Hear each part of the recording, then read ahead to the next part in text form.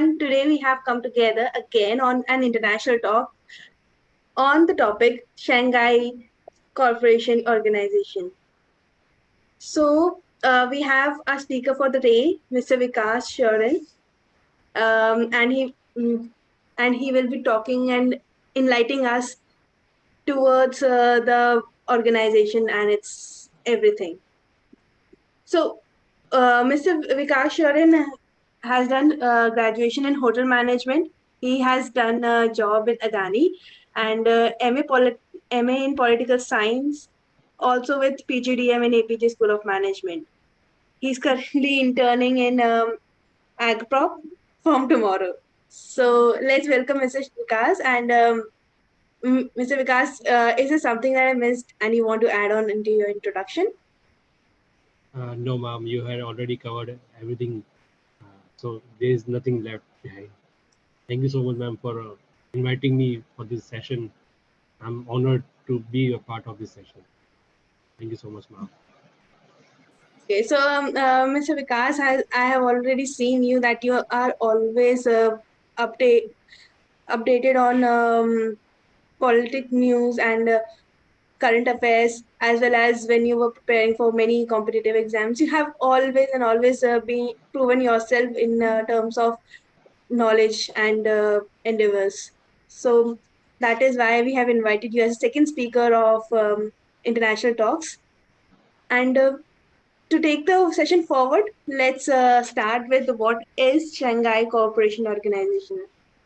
So, Mr. Vikas, So, what are ma'am, your views on it? Yeah.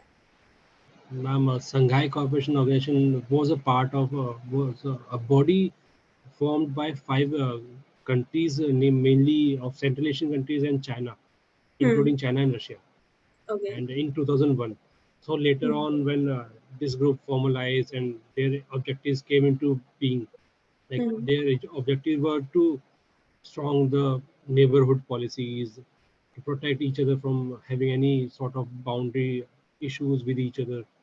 So when these things got formalized, so after that in 2017, I guess, yeah, in 2017 when Russia decided to make India an entrant into this organization, so then India joined this organization as a full member. Earlier it was observer at that point of time. Before 2017, India was observer member, but in 2017 India became full member. Okay, so I think India has hosted the organization this year on recently in April. What Yes, was the role of India in Shanghai Corporation as an observer, and what has changed now since it has become a permanent member in Shanghai?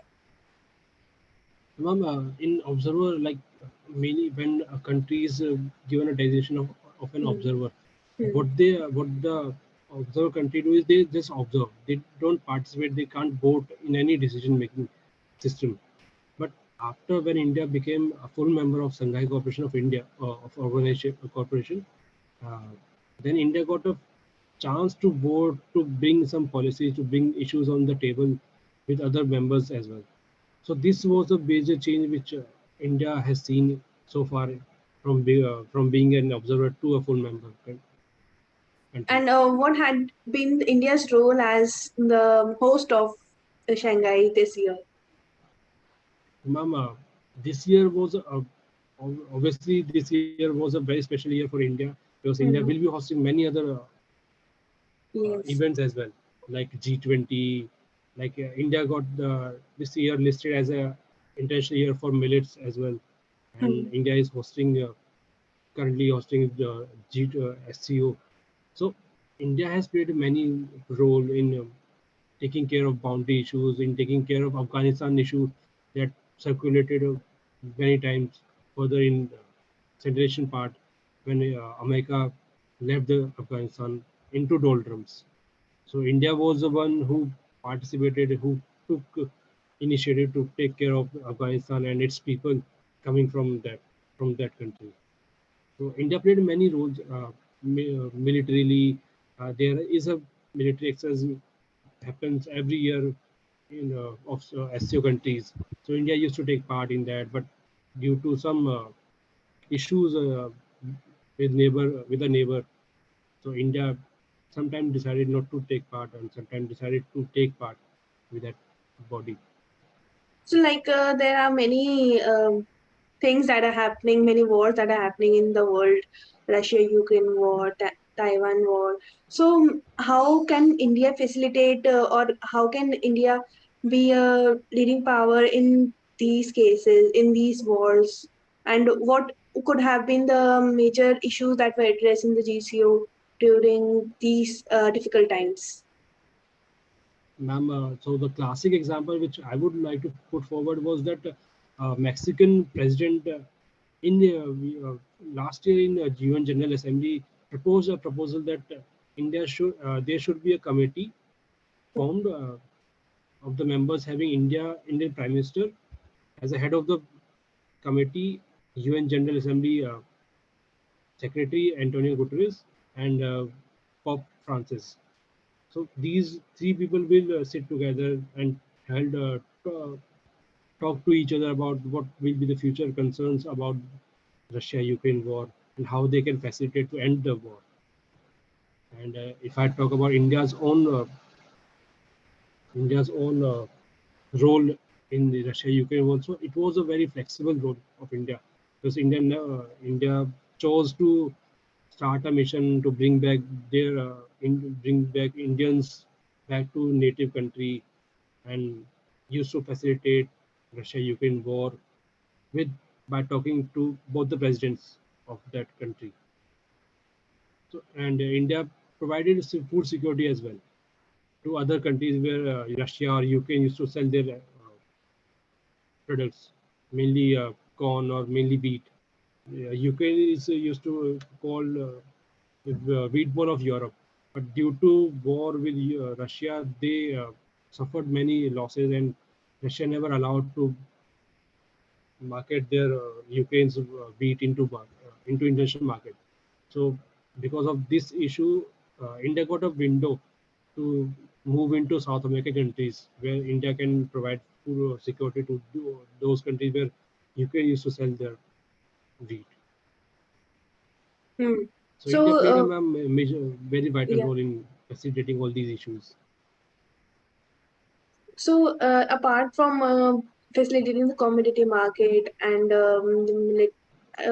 we can hear news like India is practicing military with the USA and with respect to its different military equipments. So, how does that part comes into play in the GCO this year? Ma'am, although since starting, India has a independent foreign policy. So Hmm. India side by side is India purchasing S-400, where USA has put sanctions on that. That if any Hmm. country purchases S-400 from Russia, they will be put behind the sanctions. But India chose a path of being neutral and have an independent policy. So India is practicing uh, military exercise with Russia and USA separately. So there was an instance in last year that in North India was having exercise with Russia, and in the Central India, India was having military exercise with USA at the same time only. So there were instances where India chose to be neutral and chose to participate with both the countries. So, likewise, we are talking about the current GCO. What were the things that were discussed, or how the changes came out in the previous GCO, and when was it held originally? Ma'am, so last year it was held in Uzbekistan, Samarkand, Okay. and there were also because India was having boundary issues with China, so Hmm. India's foreign minister and China's foreign minister never never held a talk with that official talk on the sidelines of SCO. But Hmm. in the meeting they participated, but outside the meeting they never talked to each other separately on the issues. Yeah, they had a chat over boundary issues, which both the countries told to each other that we will be settling it down via the mechanism of both the countries having with each other. And this year was about the same issue, but Russia-Ukraine war was also included in that, and the current Indo-Pacific region also included into that. These were the major topics which were discussed being participating in SCO. Okay. And what could be the future views of future areas where GCO should focus on as per you, as you've intensely studied about it? Ma'am, to me, STO should focus on maintaining stability in the region where it is being formulated or it is being used right now. Like India is having issues with China, boundary Hmm. issues. India is having issues, or India is into tussle with Pakistan as well for boundary issues. Plus, Hmm. China is having issues with all the Central Asian countries, all the ASEAN countries. And Hmm. if India chose to use this forum to settle down all its boundary issues with both the countries, then it will be beneficial for India to be a superpower in the coming future. Thus, we can use this platform for environment sustainability, climate change, so that we can use these forums for change for betterment. Because right now, India and China are the, according to WHO or according to international reports, India and China are the biggest polluters of carbon dioxide since many years. Because So, India and China are the developing countries, so they since can use yeah. this table, this forum for changing this scenario into their own uh, benefit. So, Mr. Vikas, don't you think that since Shanghai Cooperation is more related to being related to military, it should focus on the military and border security rather than on sustainability. And No, how it's an can it? independent. It's an independent organization. It have multifaceted dimensions. So they have Mhm. a RATS system where they used to participate for combating terrorism flowing from neighborly country. So they used to participate for that regional anti-terrorist system they have. Plus they have a SCO interbank consortium where they can use to give loan to each other for financing the projects Mil- into different countries. Mhm. And plus they can give loan to other countries as well, those who are dialogue partners or observer members for that matter. So how many observer members and how many permanent members does TCO currently have?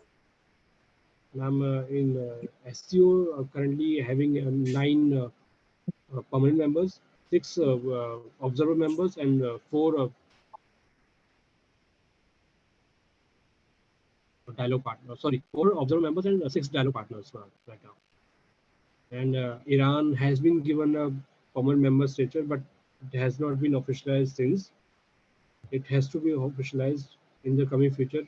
But last year, Iran was included as a permanent member because of geopolitical reasons.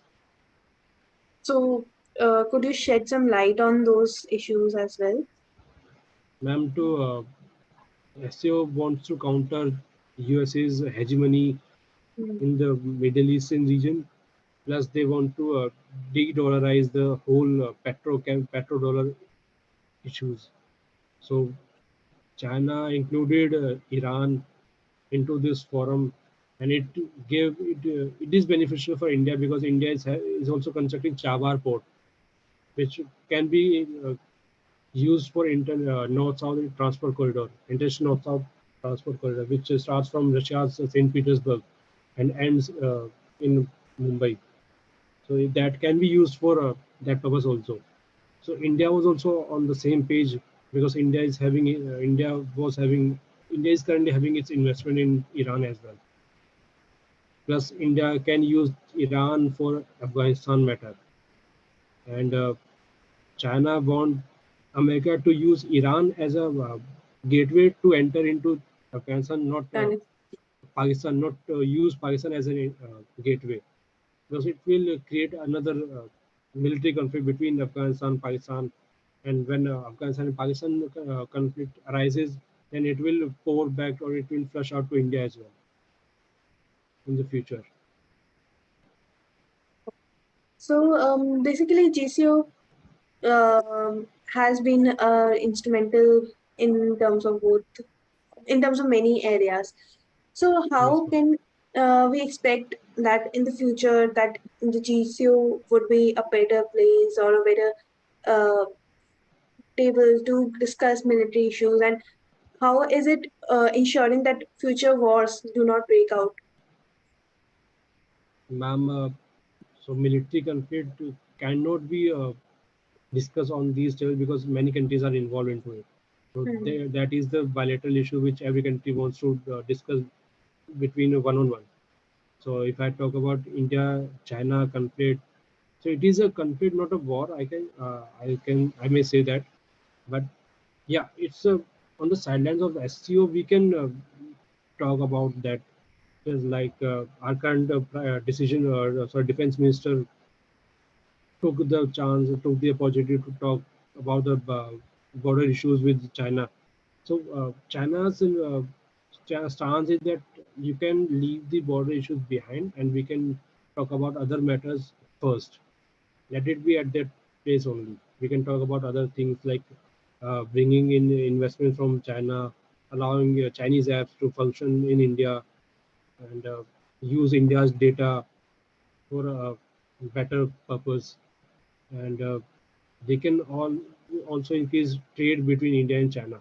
But India's stance is that you cannot have trade or other commercial activities besides you are having your military conflict on border areas. So India said that we should first discuss war. We should discuss border issues first, and then we can step in for other issues. So this is the major conflict between India and China. And if I talk about India Pakistan, so ma'am, India Pakistan is no match for India. Like they are already in a turmoil into their own country, into their own senses. Like military is having their own role, judiciary is having their own role, and political administration is having their own role. So it's a total chaos there. Plus, hyperinflation is above 50%. So they can't fight. And recently also, there was a journalist named Hamid Mir who took an interview of ex-Army General Bajwa, Mr. General Bajwa. So he claimed that Bajwa said that we are not into a position of fighting another war with India. So we should settle down our border issues with India first. And if Pakistan wants to economically prosper and become a reliable partner for any country into in this world. So that took us by surprise that Pakistan's army chief is saying that. So currently the current army general said that we are not into that position. We have our equipment functioning, running, and if a situation arises, we can take the war to India's own territory. Like they can invade us, which they did in 71, which they did in 98, 65, 47. They can do that again.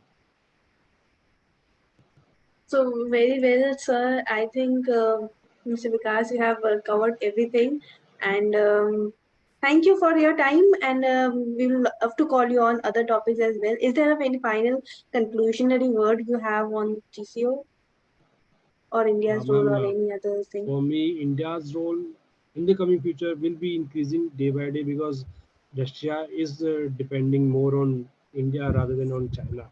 So Russia will be pressurizing or positioning more on India and sidelining Chinese perception. So India will be playing many roles in SEO and on the global platform as well.